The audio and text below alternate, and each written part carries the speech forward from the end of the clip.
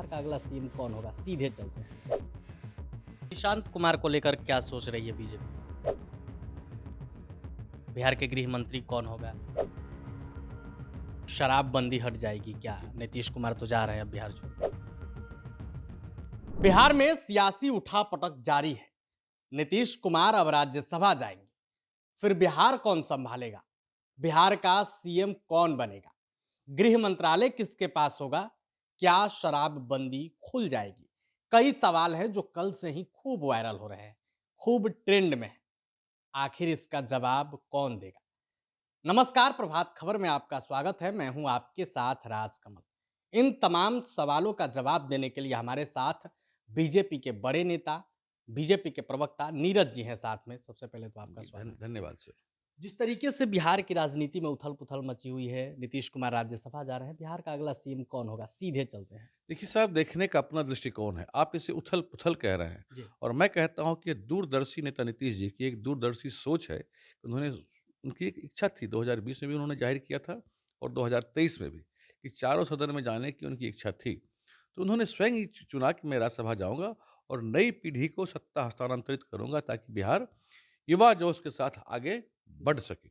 ये उनकी दूरदर्शी सोच का नतीजा है और ये आरजेडी कांग्रेस के लोग तो इस तरह की बयानबाजी हताशा में करते हैं। क्या आपको लगता है कि कोई माय का लाल है इस देश में ऐसा जो नीतीश कुमार पर दबाव बना दे, उनको ब्लैकमेल कर ले?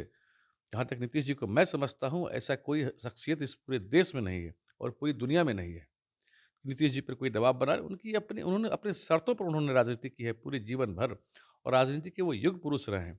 बिहार के वो विकास पुरुष रहे हैं और बिहार में जो उन्होंने मापदंड स्थापित किया है, युगों-युगों तक इसे याद किया जाएगा, सुनहरे अक्षरों में लिखा जाएगा। लेकिन आरजेडी और अखिलेश यादव भी उत्तर प्रदेश से कह हुँ, रहे हुँ। हैं कि अपहरण कर लिया गया है। नहीं, अपहरण करने का प्रयास तो जब तेजस्वी यादव के साथ गए थे, तो उन लोगों ने किया था इनको, लेकिन लात मार के भगा दिए। नीतीश कुमार ने उनको पॉलिटिकल हैसियत समझा दी और जनता ने भी उनको उनकी क्या औकात है उनको बता दिया।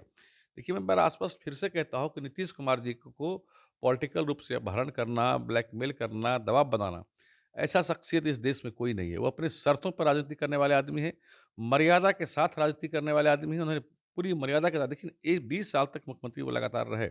बीच में कुछ दिन के लिए हटे थे। जी। एक भी दाग नहीं, काजल की कोठरी में रह कर के वो निष्कलंक निकले हैं, एक भी दाग नहीं, उन पे एक भी आरोप नहीं। कानून व्यवस्था में बिहार में जहाँ जंगल राज हुआ करता था, जिसको हाई कोर्ट ने कहा था जंगल राज, उसको निकाल के उन्होंने बिहार को विकासशील राज्य बनाया। कई एक मामलों में तो बिहार को विकसित राज्य बना दिया उन्होंने।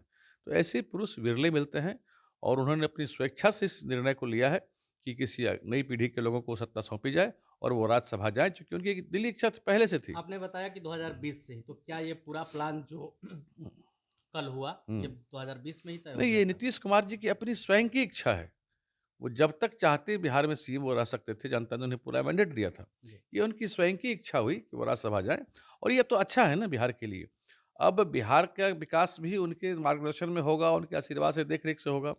जो भी यहाँ मुख्यमंत्री बिहार में बनेगा, यह तय मानिए कि उन्हीं के आशीर्वाद से, उन्हीं के समर्थन से और उन्हीं की इच्छा से बनेगा और वो बिहार में तेज़ गति से सरकार दौड़ेगी और नीतीश कुमार जी अब राज्यसभा में, केंद्र सरकार में बिहार के मुद्दों को ज़ोर-शोर से उठाएँगे, तो बिहार का विकास और तेज़ गति से होगा।